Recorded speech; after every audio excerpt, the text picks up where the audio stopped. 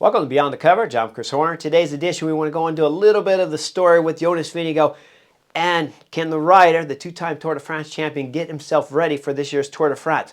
What could go wrong? What does he need to go right? What has to be perfect? When you look at Visma Bike as a whole right now, when we're looking at their Tour de France squad, that's listed on Pro Cycling Stats at this moment, this morning, when I looked at it before we came on video here. They got 8 riders on that team, and Jonas Vingegaard is listed as one of their 8. Of course, on the top of the list, two-time defending champion.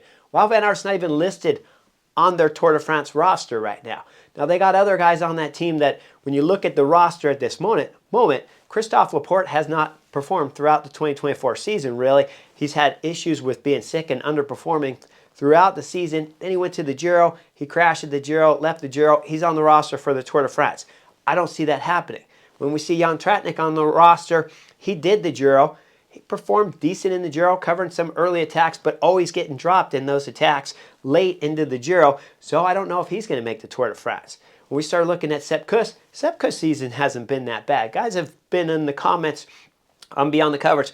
They've put up there that Sepp hasn't been that good. He hasn't been that bad, guys. He's got himself right around 10th places throughout most of the season of the results he's been doing. Been at the Basque Country, won the KOM jersey there. He was in the final split with Steven Kruijswijk on the last mountain stage of stage 6 there at the Basque Country. So Sepp Kuss is in the right place, not at Sepp Kuss level. I agree with the comments as we saw there posted up. If you want to go back and look at the comments from yesterday's Beyond the Coverage, I agreed that he hasn't been Sepp Kuss that we saw last year when he's riding at the front for Primož Roglič at the Giro, when he's riding at the front at the Tour de France for Jonas Vingegaard, and of course, when he won Tour of Spain last year in 2023, he was on flying form.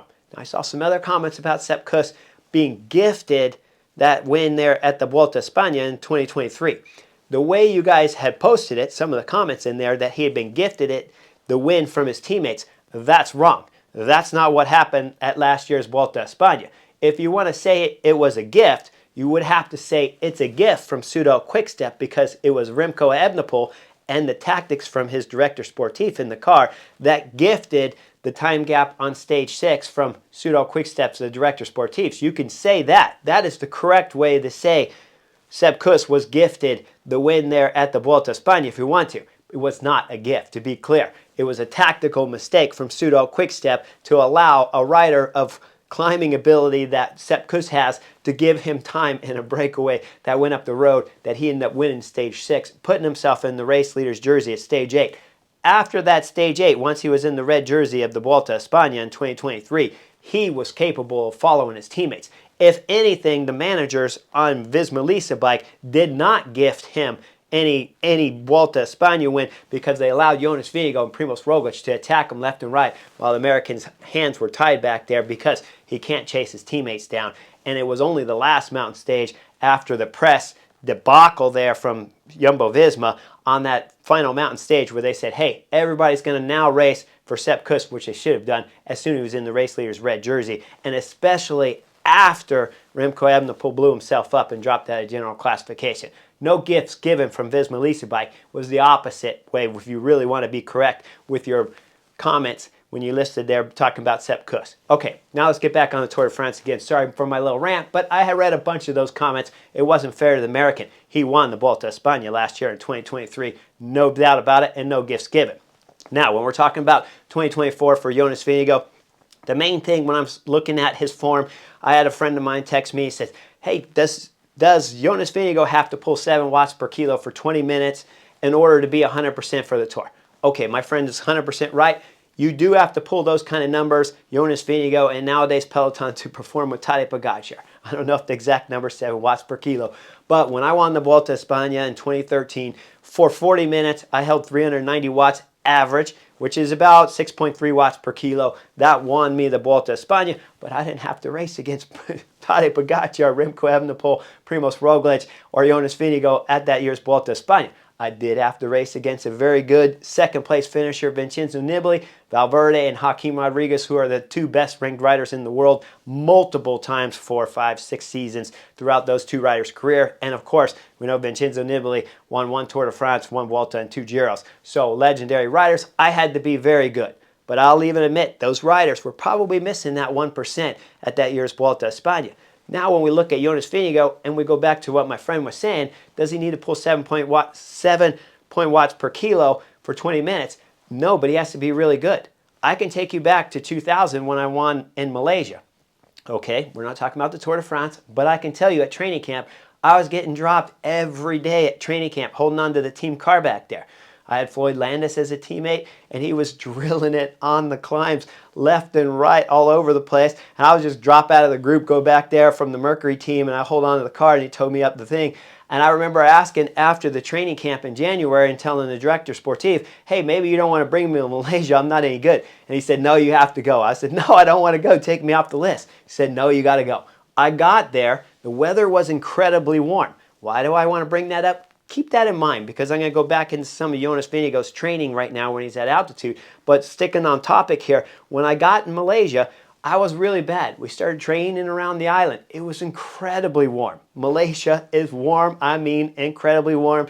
95 humidity. It's blistering out there. And every day I just started getting a little bit better. We started racing and we were there on the island of Malaysia probably island of Langkawi, excuse me, the country of Malaysia. And we were there for 3-4 days. And then the race started. By stage 4, we were going up this monster climb, not super complicated at the beginning, but about 50 kilometers long. We're talking 30 plus miles long and always kind of stair-stepping, a little bit hard, a little bit stair-stepping. We're halfway up that climb and all of a sudden I could feel my legs just open up, and they opened up like you had flushed out the toilet. Your toilet was all clogged up and someone would come there with a plunger and it had opened up just like when you flush the toilet and you see all the water just drop down the toilet bowl. That's what it felt in my legs. It felt like they just flushed out all of a sudden. Everything bad had just flushed out and they had opened up halfway up this climb. And from that moment, I was on incredible form. I mean, it was flying and it had switched that fast on stage 4, I believe it was. So that's what I was talking about yesterday on Beyond the Coverage in terms of Jonas Vingegaard not needing to start the Tour de France 100% on form, but he's got to be solid. He's got to be completely healed. It's not the Tour of Malaysia, it's the Tour de France. So where I was granted a few easier stages, and then we went into, I believe it was stage 6, like I was telling you, up that monster climb, then all of a sudden it flushed out. But the weather was incredibly warm. It was ideal training scenario all the way from SoCal, all the way into the Tour of Langkawi. I keep calling it Tour of Malaysia, but Tour of Langkawi. And as we got into that stage, it just flushed. So Jonas Vingegaard needs to have enough form to come into the Tour de France, and so, of course he has to survive stage 1. Because stage 1's already going to be a bunch of climbing in Italy, a bunch of sharp, steep climbs, so he has to be good. But possibly, probably not, but possibly UAE team members aren't super aggressive with Tadej Pogacar on stage 1. They probably will be because they know Jonas is coming in here and it could be a question mark on his form. But if Tadej Pogacar is really aggressive, he blows up the field, he goes over the last climb, drops down the descent, there's a little bit of time for Jonas Vingegaard, if he has a solid team wrapped around him, to get him over that last climb and then start pacing and do damage control up there to Tadej Pogacar, Remco Evenepoel, and Primoz Roglic, if those 3 riders were to go over the top. If Jonas Vingegaard's lucky, those 3 riders play some tactical games up there. They don't work perfect with each other. Jonas Vingegaard has teammates back there that can pull him back on. The problem is, though, when I start looking at Jonas Vingegaard right now and his team at the Tour de France, we know Sepp Kuss hasn't been perfect throughout the beginning of the season, but like I said, I'm not worried about that. Hasn't been his great form, but sure, he's going to be targeting the Tour de France, coming in the Dauphiné, as I said. Maybe we see something spectacular out of Sepp Kuss.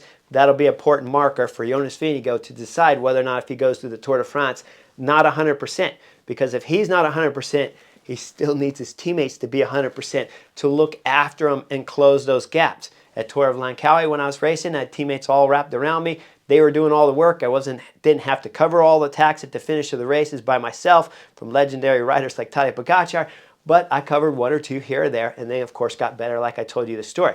Jonas Vingegaard needs his team to help him out throughout the first week to see if that 1 more week of racing and that sharpness of racing can get his legs and his fitness back and ready for this year's Tour de France so he can defend the 3rd title. Okay, some other concerns besides Jumbo-Visma's Jonas Vingegaard and looking at his team. Well, as I told you, Wout van Aert's not even on the roster. And you need Wout van Aert to be on the roster to be able to look after him throughout those crucial moments. And you need Wout van Aert to be 100% on form like we've seen in years past. We don't want him to come in like with the appendix where it was cut and sliced and his form kept getting better and better. Wout van Aert needs to be good on stage 1.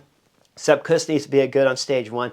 Jorgensen needs to be good on stage 1. And when you look at their roster, there's some question marks because, as I told you, Christophe Laporte hasn't been on form. Jan Tratnik finished the Giro. If he does start the Tour de France, he's had crashes throughout this season already. We don't know if he's going to be 100%. Dylan Van Barle, okay, he's done a ton of work for different riders like Wout van Aert and Jonas Vingegaard already during this season, so it's hard to tell where his form is. But you wouldn't think that Dylan Van Barle would be up there with the top 10 going over the last and final climb when we're talking about stage 1. And he needs riders with him. So when Jonas Vingegaard's sitting at home right now training, well, he's in teens at altitude, but when he's with his team at altitude training right now, when he's deciding about the Tour de France, he's got to think, okay, if I'm not 100%, I still need my teammates are 100% around me. So is Steven Kruijswijk going to be 100% to help me through the first week and close those gaps up to the GC favorites that possibly leave him on the first stage 1? And of course, when we're talking about Col de Glibier, if he was to get dropped there, he needs Sepp Kuss to be able to set the pace for him to do damage control so that he can find that 100% fitness, because he's not pulling a 7 watts per kilo. I don't know the magic number, whatever it happens to be. If he does get dropped though on Col de Glibier, he has to have Sepp Kuss. He has to have Steven Kruijswijk. He has to have Matteo Jorgensen. Someone, and hopefully multiple riders, are close to him to do the pacing, because the other competitions back there is going to go, well, Jonas, you got dropped. I remember you dropping me 2 times, 3 times at the Tour de France the last 3 years back. Now we're not going to help you out. You're under form. We're not going to give you any help. You're our competitors. But his teammates will always give him help. So if his teammates are looking sharp at Dauphiné, at Tour of Suisse, whoever he's bringing at Tour of Suisse and whoever he's bringing at Dauphiné, if those guys leave those races and look sharp, then Jonas Vingegaard's decision to start the Tour de France again gets a little bit more heightened, where he says, okay, my team's around me. I'm not 100%. When I get into stage 1, I know I don't want to blow myself up trying to follow Tadej Pogačar if I have Sepp Kuss back there, if I have Steven Kruijswijk, if I have my climbers like Matteo Jorgensen and he's flying on form. We don't even know what Matteo Jorgensen can do in the big mountains, but stage 1 isn't big mountains. It's more like Pyrenees stages where it's going to be hard, steep climbs. So Matteo Jorgensen should be good on stage 1, but we don't know how good he'll be when we get into the big mountains of a Grand Tour where they're back-to-back stages. But can Matteo Jorgensen's abilities that we've seen, because they have increased in 2024, he didn't win Pyrenees for no reason at all. His fitness has increased. So he could be the rider that gets Jonas Vingegaard through stages 1, 2, 4, all the way into the individual time trial on stage 7, looking after him the first week. And then his other pure climbers, Sepp Kuss, Steven Kruijswijk, can come into their own on the bigger climbs. But Matteo Jorgensen could be the glue that helps Jonas Vingegaard stay close to Tadej Pogačar if he was to lose a little bit of gap to the Slovenian early on stage 1 and on stage 2 and on stage 4. So keep that in mind. Now, one other thing I want to cover, because I saw, of course, on the websites and Instagram and whatnot, that we see that Jonas Vingegaard is up at altitude in teens right now and waiting for his teammates to come up, and then he's going to be training with his teammates. The problem I have when you go up to altitude, when you're on the fitness level that Jonas Vingegaard's on, where his fitness needs to be going like this every day. The whole reason Jonas Vingegaard isn't at Dauphiné or won't be doing the Tour of Swiss is because you don't want to go into that race and then get devastated so much from the work effort of that race that your form actually drops a little bit. You want your form to continue stair-stepping up. You want it to continue to peak and get as close to as best as you possibly can before the Tour de France starts. If he goes in races, he could dip in form and drop down, and then you actually lose days of training. When I see the picture here of Jonas Vingegaard, he's dressed up at altitude in teens, and he's dressed up head to toe in warm gear. I understand the benefit of why riders want to go to altitude. I don't agree with it. I don't like it at all. I prefer heat and warm, and I'd rather be at sea level where the weather is predictable every day than to be at altitude. I believe altitude training works for the riders because they're no longer at home. They have their mechanics, their soigneurs, they have their directors always looking at them, and they have the program that it always stays the same because their friends don't call them up and say, hey, let's have a beer. So I believe when we're looking at Jonas Vingegaard, when you're going up to weather, talking about teens, I remember doing the Tour de France for NBC in 2019, and they had to cancel that stage. Remember, Egan Bernal was getting ready to win the Tour de France, and then they canceled it. He was up there with the Yates, with one of the Yateses up there. They canceled the stage. And then, of course, Egan Bernal went on to win the Tour de France because they gave the stage finish on the climb before, but they canceled it. So you're like, why are you talking about? Why do we care? Well, every day, Jonas Vingegaard's form has to continue to increase. If he's up there in teens and you get a really bad day, you cannot go out and do the same 6-hour training. So Jonas Vingegaard will have to, of course, use Swift or hop on his trainer and find other ways to get through that training day so that he doesn't have that dip in form, doesn't have that loss of training, because it always needs to continue to go up. So right now, there's a lot of cards on the table for Jonas Vingegaard and Visma because their team, when we're talking about their 8-rider roster at the Tour de France, it's not looking exactly shiny and bright right now with Wout van Aert, Jonas Vingegaard out, Sepp Kuss not being as sharp as he would, Christophe Laporte crashing, Jan Tratnik doing the Giro. There's a lot of question marks going into this year's Tour de France for Visma bikes, Jonas Vingegaard.